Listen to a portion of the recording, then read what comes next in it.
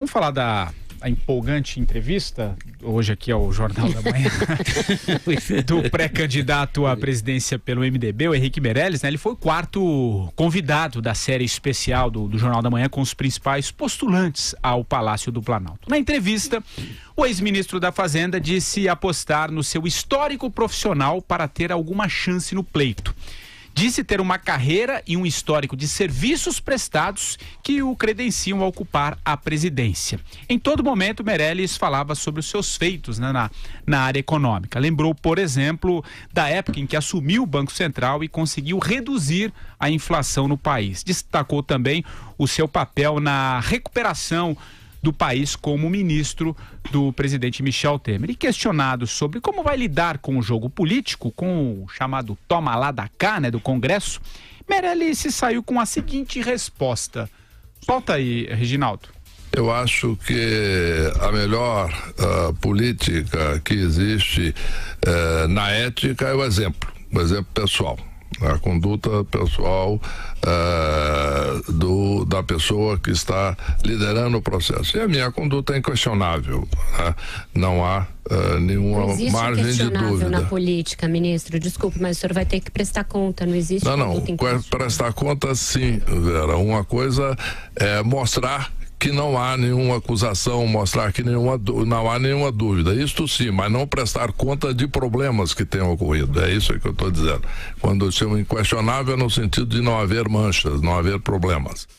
Vera, eu já passo para você, mas só lembrando que esse é o tema aqui da pergunta pelo nosso WhatsApp, né? O que você achou da entrevista do Henrique Meirelles aqui ao Jornal da Manhã? Então mande o seu vídeo e a gente vai colocar no final, só lembrando, 931700620. Bom, Vera, questionável. Vera deu uma não, educada, Vera? né? Vera deu uma educada no Deu. Foi super. O que você achou, Vera? Eu achei, e essa pergunta foi um dos momentos que deixaram isso bem claro, que ele não é do ramo, Patrick, ele não é político.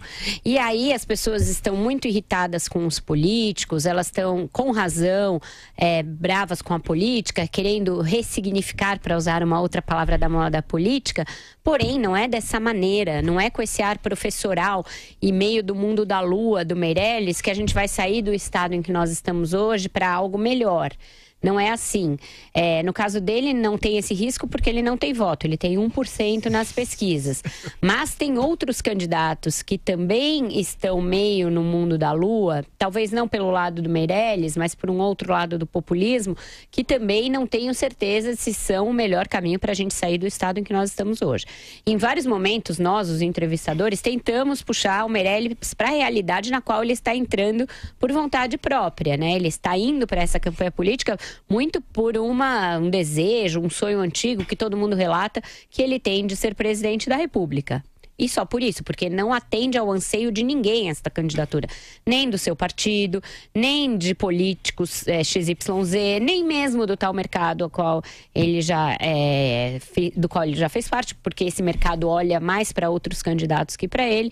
Nós perguntamos para ele por que essa candidatura. Ele acredita que existe um relato a ser feito das vantagens do governo Temer, de como quando ele esteve em cargos públicos, ele deu a sua contribuição e ajudou a melhorar o país. É verdade. Ele tem algumas contribuições a dar, mas não precisa ser presidente da República para isso.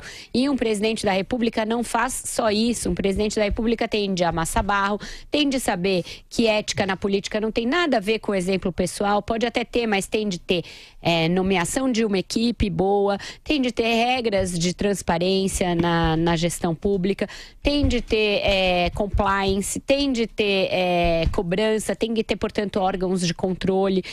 Ele deixou de dar essa resposta para dizer que a sua conduta é inquestionável. E eu disse, não existe inquestionável na política. Na política não existe ninguém à prova de qualquer questionamento. Então eu acho que ele pode ter aí um choque de realidade e vir até a não ser candidato. A gente questionou isso, ele disse que está tudo pacificado com o seu partido, mas seu partido é o PMDB. E a gente já viu esse filme em eleições anteriores. Então eu acho que serviu para mostrar realmente um certo grau de descolamento do ex-ministro em relação à realidade. A sensação que parece que ele opera numa outra frequência, parece que ele não está ligado de fato, como um candidato, como disse a Vera. Você sabe que um dos meus maiores talentos, que eu nunca apresentei, é a imitação do Henrique Meirelles. Opa! Essa daí não tá no meu rol. Vamos embora. Ele tá sempre com uma coisa na boca, né? Portanto, eu também, sempre, portanto, né? Ele tá sempre com a boca cheia. Mas, Vera, a bem da justiça, o ministro Henrique Meirelles, ele sempre deu sem nunca pedir nada em troca. Isso é verdade, é o que se conta aí no mercado. Esse homem anda terrível. Eu tô muito gaiato, né? Você tá caceta. Tá numa fase caceta. Agora, é o seguinte... Não, mas ele economiza a grana do fundo de campanha. Isso é uma verdade. Isso. Ele economiza, ele é um homem rico, ele banca a própria campanha e sobra mais para o resto do MDB dividir a grana do fundo de campanha, que não é pouco. Ele não vai, também, eu acho que ele não vai ser candidato. Eu realmente acho que ele não nunca achei que ele fosse ser candidato e acho, inclusive, que em entrevistas como essa, a que ele foi submetido hoje, uma sabatina, com perguntas duras, né? Ele entrou achando que o negócio ia ser macio e o negócio começou duro. Talvez isso faça ele perceber que está entrando num ambiente, como a Vera disse, numa frequência que não é a dele. Eu lamento profundamente, falando sério agora, que ele tenha deixado o governo. Ele tinha uma contribuição a dar como ministro da Fazenda, como deu em outras vezes. Ele foi muito claro na sua posição, dizendo que estava acima dos governos, né? Acima da questão. Ele queria dizer que estava acima das questões corruptas dos governos para os quais trabalhou. Aliás, trabalhou para os mais corruptos dos governos, né? Mas tá aí, nesse ambiente, o sujeito tinha uma contribuição importante a dar. Agora, sair do governo, onde dava sua contribuição técnica e mais, representando a economia do Brasil, com o grande trânsito internacional que tem, para se lançar a candidato numa aventura dessa natureza, num partido como o MDB, que não joga cartucho fora, ele continua insistindo na tese de que ele... Mais um motivo para que ele esteja fora de frequência. A semana passada deveria ter sido suficiente para ele entender que as possibilidades que ele tinha de ser candidato, aquilo que o alicerçava, que era a pequena recuperação econômica que ele capitaneou no Brasil, aquilo acabou em 24 horas, quando o Temer cedeu pela segunda vez e entregou mais do que era a demanda dos caminhoneiros. Acabou a economia do governo Temer, ele entregou tudo. Era o que ele tinha para ser candidato. Não tendo mais isso, não dá mais para mim, pede boné e vai para casa. Agora, ele insistiu e falou aqui na entrevista, viu, Madu? A gente falou ontem da hashtag do Talkmin, né? Do Chuchuber, depois você... Pois é. Chuchuber. Ele falou o seguinte, trazendo esses números aqui que o Andreasa falou, que ele poderia ter ficado no governo, que ele tem bons números da economia, fez um bom trabalho. Ele falou assim, quando o Brasil tem problemas, é só chamar o Meirelles. A gente até, não sei se foi o Vila que num determinado falou, peraí, o senhor acha que isso vai ou não colar, que alguém leva a sério, enfim, mas ele tá postando tudo isso. Quando o Brasil tem problema, é só chamar o Meirelles. A modéstia é outro caráter importante do perfil do ministro Henrique Meirelles. Ele se notabiliza pela modéstia, né?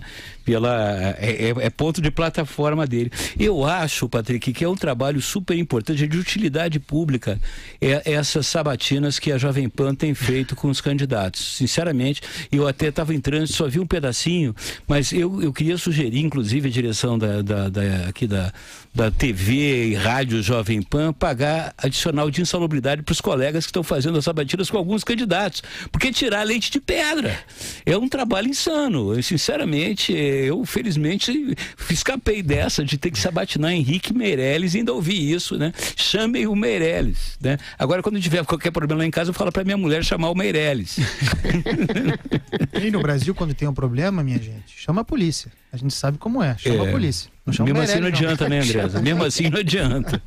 Algum outro ponto, Vera, da entrevista que chamou a atenção? Acho que ficou isso, né? Ficou muito mais no campo político. Eu acho que ele percebeu, e depois a gente saiu para levá-lo até a porta, eu acho que ele percebeu porque ele falou, vários de vocês abordaram essa coisa da realidade de diferentes maneiras.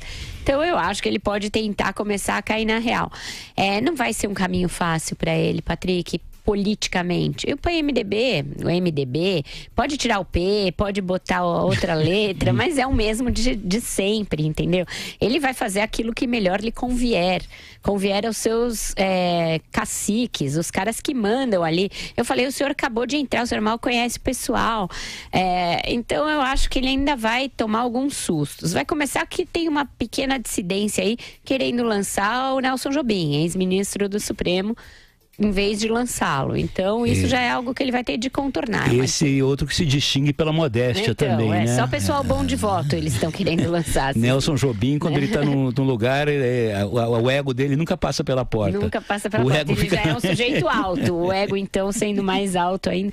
Então, eu acho que ainda tem muita água para passar debaixo da ponte. A gente perguntou da União de Centro. Ele disse não acreditar nisso. Acha que vai ter mais de um candidato nesse campo.